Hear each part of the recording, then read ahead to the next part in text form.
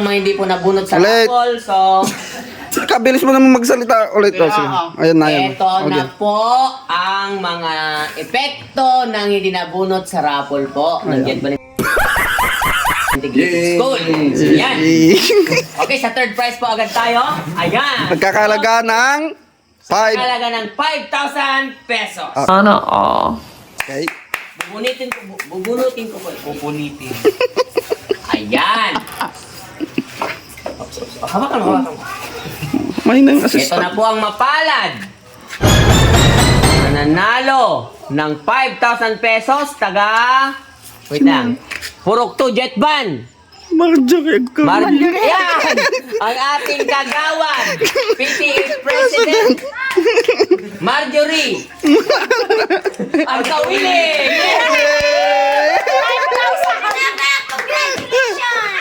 Yay! Isa kang maswerteng nanalo ng premyo ngayon. Okay, punot Sir Jeron. Para sa second. Hindi ah.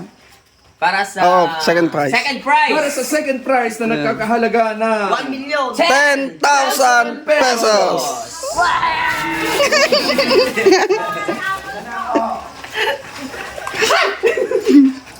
sa numero 0706. Ang maswerteng nanalo ay si Loridita Tinapa.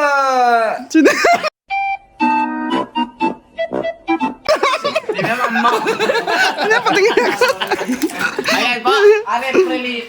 So, Progress. So, doon po malalaman nyo na kahit sino pwedeng manalo. Okay, okay.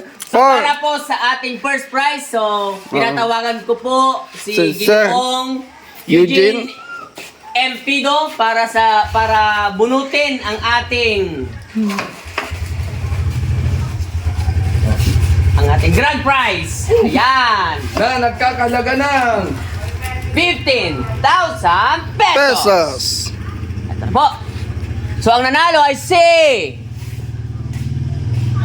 Taga-Jetban po siya. Number 0953-3255-604. Si... CJ... Oh... Hello! Yay! Ayan! Congratulations. Kapatid ni Julian. Oo. Sige, halog eh. Mm. Ayan po. So, kahit sa pangalawang pagkakataon, hindi ba rin? wala Wala pa rin tayong panalo. Talo! Hindi ba rin